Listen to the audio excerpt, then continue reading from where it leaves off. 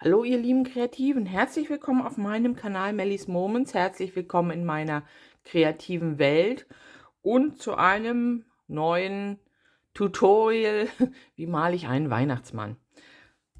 Das ist das, wie ich einen Weihnachtsmann malen würde und ich zeige euch jetzt, wie ich den gestaltet habe. Ja, dann schnappt euch eure Papiere vielleicht und legt doch gleich selber mal los und übt. Ja, ich mache es jetzt hier erstmal wieder in meinem kleinen Übungsbuch. Da oben ist übrigens der süße kleine Teddybär, den wir gemacht haben. Wen das interessiert, schaut doch gerne mal auch noch in die Playlist Weihnachten und kann da das Video finden, wie ich diesen kleinen Teddy gemalt habe. So, Weihnachtsmann. Ich habe gestartet. Ich mache das für euch, damit ihr ungefähr wisst, wie ihr eure Formen wieder malt.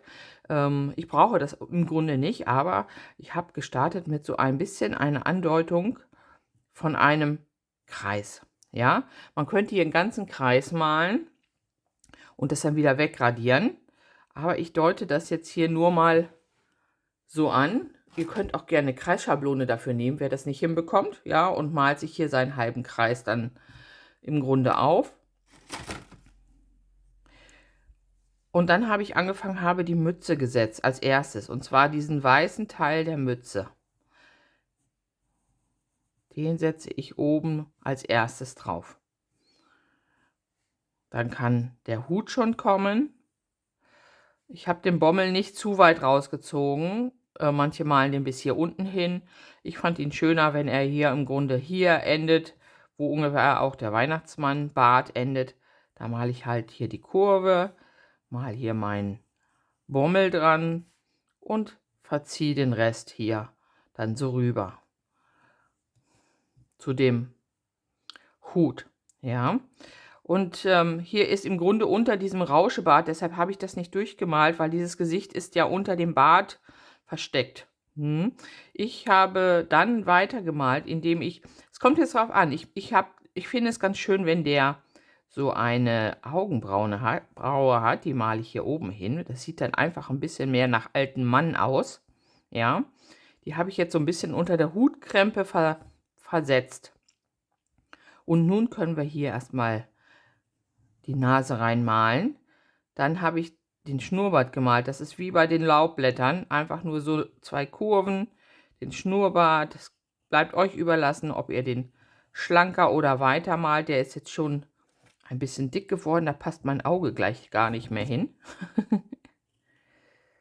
Okay, machen wir ihn so ungefähr. Ja. Und dann kommen hier die Augen hin. Könnt ihr so machen, könnt ihr auch noch, wie ich es hier gemacht habe, mit so einem Strich. Ich lasse sie jetzt hier mal so übersehen, also, ne, dass man hier die Augenbäuge so ein bisschen andeutet. So. Und dann geht es schon weiter, dass wir im Grunde den Bart gestalten, ringsrum und die Haare. Das ist dann einfach nur wie so eine Wolke, wie man früher Wolken gemalt hat. Huch, ich bin abgerutscht. Verzeihung, ich bin abgerutscht. Hier an meiner Tischkante. Und jetzt seht ihr auch, warum ich diesen Kreis nicht ganz gemalt habe, weil das würde dann mich wieder stören in meinem ganzen, hier hätte ich wieder so viel Striche, ne? Und natürlich soll der Weihnachtsmann auch lächeln. Bleibt euch überlassen, wie ihr den Mund malt, wie groß ihr den malt. Und dann habt ihr schon den Kopf vom Weihnachtsmann im Grunde fertig. Und das war doch gar nicht schwer, ne? Ich finde, also ihr könnt die Augenbrauen machen, ihr könnt sie weglassen. Ich finde immer, das gibt so ein bisschen was von alten Mann, ne, wenn er so dicke, buschige Augenbrauen hat. Der sieht doch schon mal sehr freundlich aus. Genau. Und dann habe ich weitergemacht, indem ich erst mal die Körperform gemalt habe. Ne, 'n Weihnachtsmann hat ja eigentlich immer einen ordentlichen Bauch.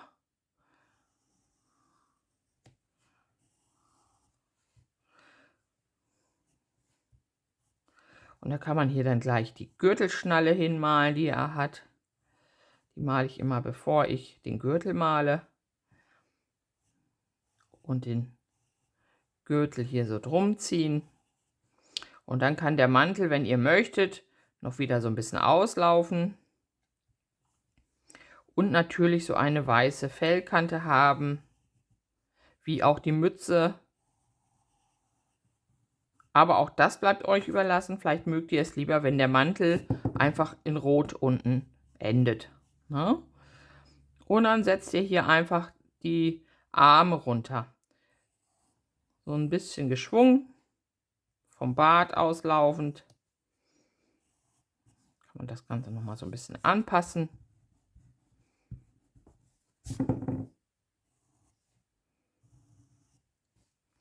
Genau, wenn ihr wollt, macht ihr ein paar Knöpfe hier noch hin.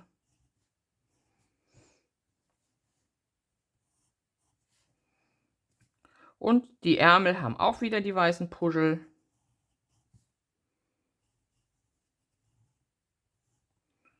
Und dann kommen hier noch die dicken Handschuhe hin.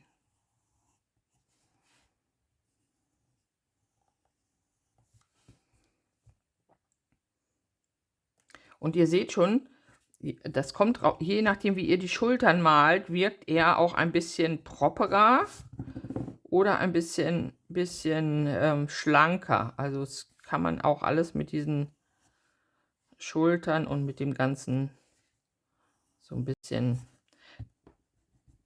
wie immer, übt erstmal. Ne? Übt erstmal auf einem anderen Blatt Papier, bevor ihr euer gutes Aquarellpapier nehmt.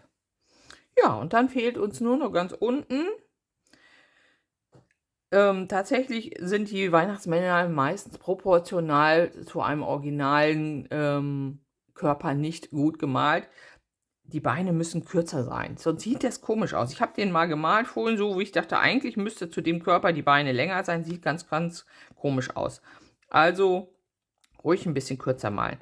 Und da male ich hier erstmal so diesen Hosenschritt im Grunde.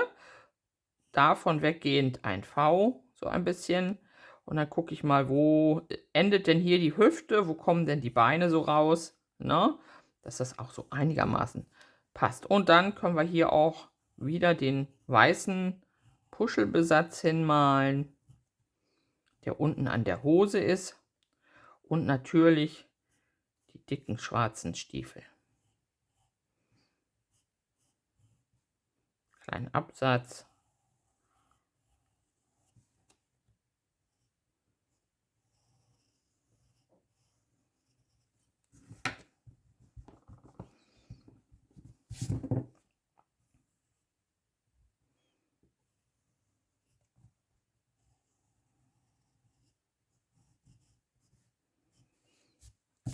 Und fertig ist im Grunde euer Weihnachtsmann. Den kann man jetzt hier noch so einen Sack an die Hand geben. Passt jetzt nicht mehr aufs Bild, aber theoretisch könnte jetzt hier so ein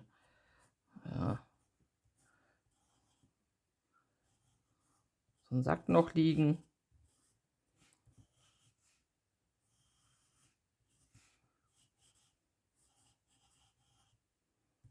Und schon könnt ihr hier unten noch ein Päckchen hinmalen, wenn ihr möchtet.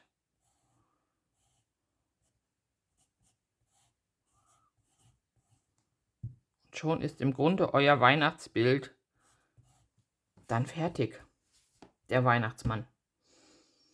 Malt ihn in einen dunkelblauen Hintergrund, ein paar Schneeflocken und dann ist das richtig schön geworden.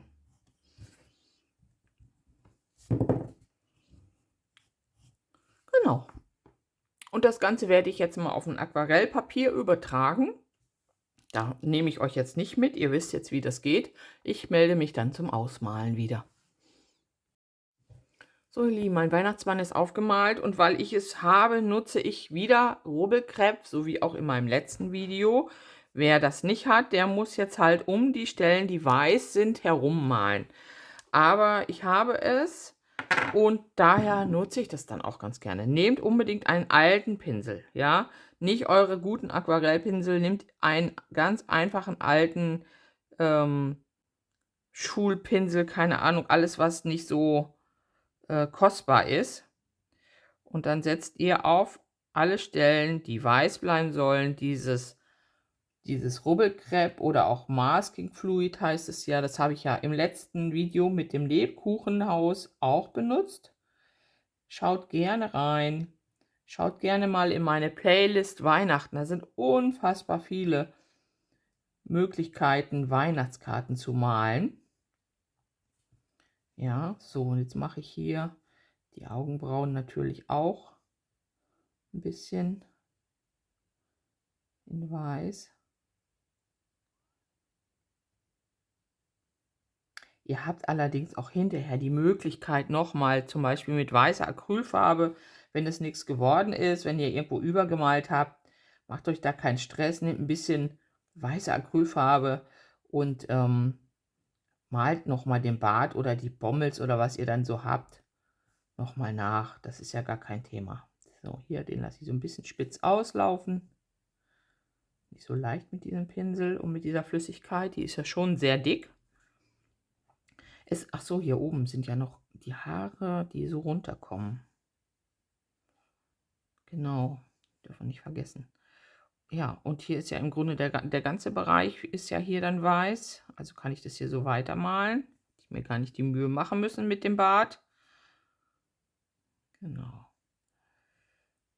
Schönen weißen Rauschebart.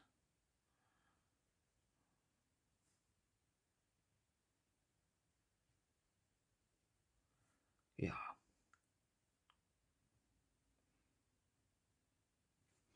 Genau, dann sind hier noch die Ärmel.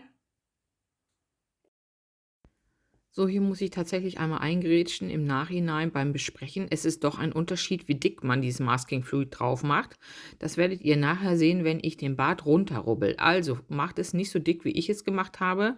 Das weicht nämlich tatsächlich das Aquarellpapier ein bisschen zu doll ein und dann schlägt der Bart nachher Wellen. Das ist dann in dem Fall jetzt bei mir nicht so dramatisch, aber trotz alledem, ja, achtet drauf, dann doch nicht zu dick das Zeug drauf machen. Gut.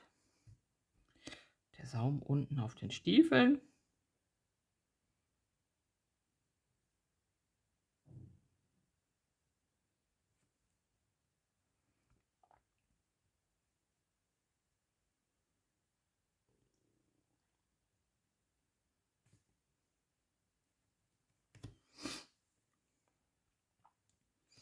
Okay.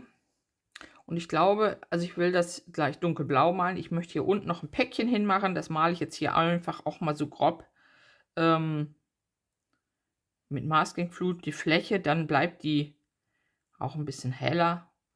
Und da kann ich dann eine schöne bunte Farbe nachher reinsetzen. Dann ist das ein bisschen, ja. Dann reserviere ich mir jetzt die Fläche sozusagen. Ja, der Sack wird dunkelbraun, das ist egal. Die Schuhe werden schwarz, Hose rot, da male ich gleich drum rum. Ja, das muss einmal kurz erstmal wieder trocknen.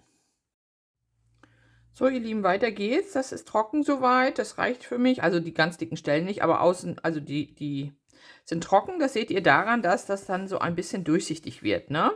Es gibt auch dieses Masking Fluid in so ein bisschen eingefärbt, habe ich schon gesehen, in Blau oder in so einem leichten Gelbton. Und auch da kann man den Unterschied dann sehen, wenn es trocken ist. Dann habe ich mir hier meinen neuen Pinsel geschnappt von Fumui. Die habt ihr jetzt schon in den letzten Videos gesehen. Also wie gesagt, ich finde sie toll. Ich habe von euch noch nicht viel Rückmeldung bekommen, wie ihr sie findet. Aber gut, jeder muss ja auch erstmal ausprobieren. Und jetzt mache ich mir hier ein bisschen meinen Hintergrund nass. Den möchte ich nämlich zuerst ein bisschen bemalen. Und dazu möchte ich ihn gleichmäßig nass haben, damit es einen schönen fließenden Übergang dann gibt. Da muss ich mir jetzt natürlich meinen Weihnachtsmann hier ein bisschen aussparen. Ja. Inzwischen müssen wir mal gucken, da ist so ein bisschen was zu sehen.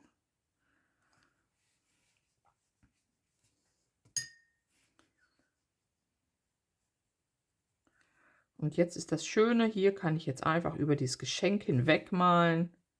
Das bleibt dann nachher weiß und klar. Hier muss ich mir meine Hose Muss ein bisschen aussparen. Und die Schuhe natürlich.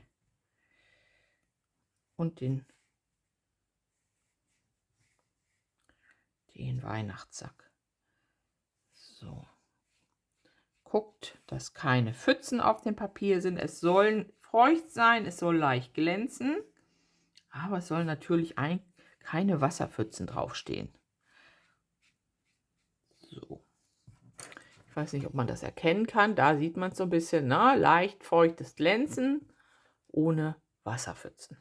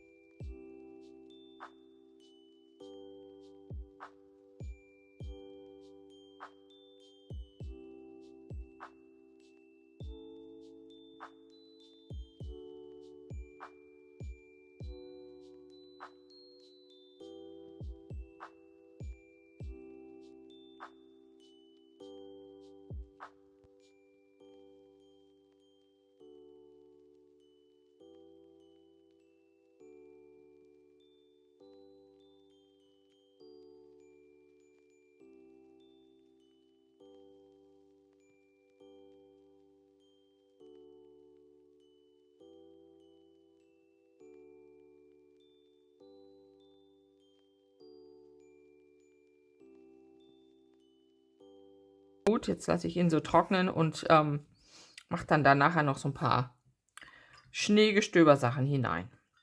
So, womit können wir weitermachen? Wir können auf jeden Fall mit dem Gesicht schon mal weitermachen. Dafür habe ich so ein Hautfarben. Das nutze ich natürlich gerne. Und setze hier erstmal in die ganze Fläche das Hautfarben hinein.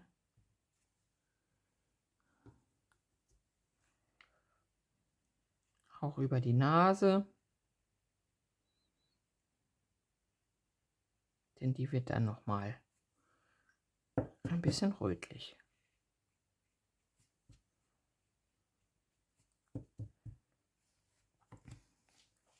Normalerweise könnte man ihm noch so ein paar Wangen andeuten, aber das ist natürlich auch unter diesem Bart. Mal schauen, da wären jetzt die Wangen.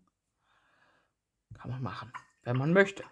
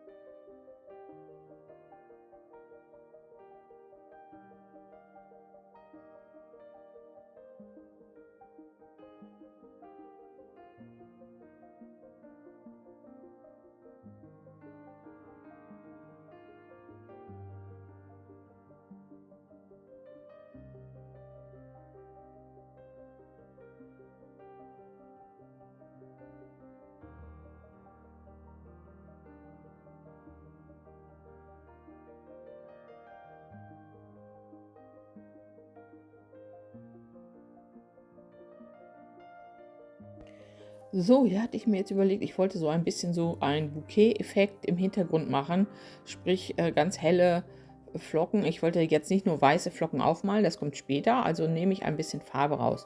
Dafür nutze ich hier meine Schablone, aber das kann man auch einfach nur so mit einem Wattestäbchen machen oder ja, mit einem kleinen Rundpinsel ein bisschen Wasser aufsetzen und das dann wegtupfen. Das ist auch möglich.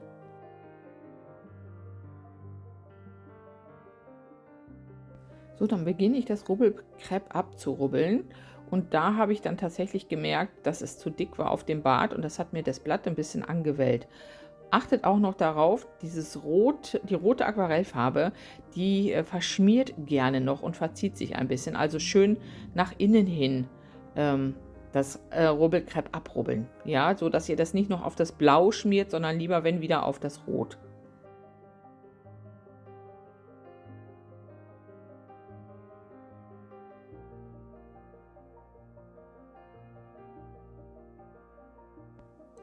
Und nun wollte ich noch mal ein paar Schatten setzen und dafür nehme ich tatsächlich die Buntstifte zur Hilfe, weil das wirklich leichter ist, als mit der Aquarellfarbe noch mal da drauf zu gehen.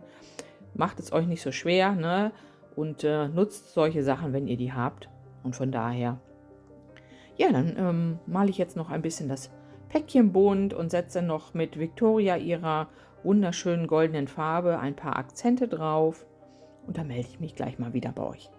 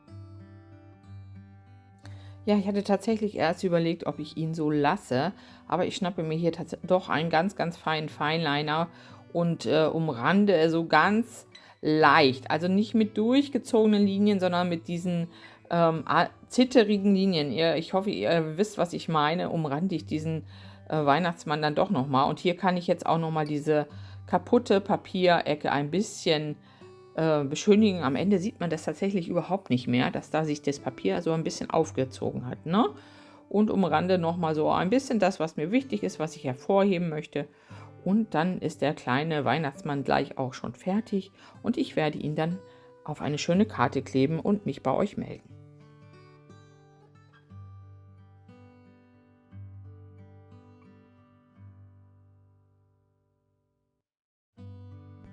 So, ich schnappe mir hier nochmal den Acrylstift, setze jetzt nochmal ein paar Schneeflocken oben drauf und das Ganze macht das Ganze jetzt interessant, dass ihr ganz helle Punkte im Hintergrund habt und dann nochmal diesen deutlichen Schnee im Vordergrund. Und hier nehme ich mir auch nochmal gleich weiße Acrylfarbe aus dem Glas, das ist also aus der Flasche, das ist einfach besser. Das ist für mich ja für den Fußboden leichter, ne? Einen alten Pinsel und ihr seht das, hier setze ich jetzt nochmal so ein bisschen Schnee drauf, auf dem er steht. Ja, so ein paar Häufchen auf der Mütze, auf den Schultern, da wo sich was ansammelt. Und dann bin ich auch schon fertig mit meinem guten Stück.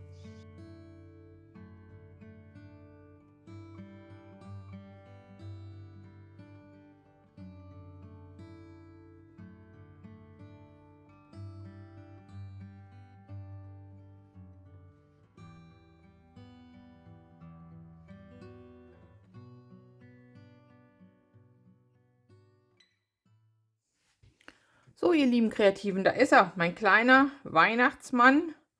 Und ja, der sieht doch richtig freundlich aus. Ich hoffe, euch hat das kleine Video weitergeholfen. Ich hoffe, ihr habt ganz viel Spaß beim Ausprobieren. Wenn ja, lasst mir doch gerne einen Daumen da, abonniert meinen Kanal und wir sehen uns dann hoffentlich im nächsten Video wieder. Ich freue mich immer, wenn ihr mir nette Rückmeldungen gebt. Vielleicht könnt ihr einen netten Kommentar mit einem kleinen Weihnachtsmann hinterlassen. Und ja, wer das Video gerne hypen mag, darüber freue ich mich natürlich auch immer sehr. Okay, dann wünsche ich euch erstmal schöne kreative Tage und bis demnächst. Macht's gut, eure Melanie.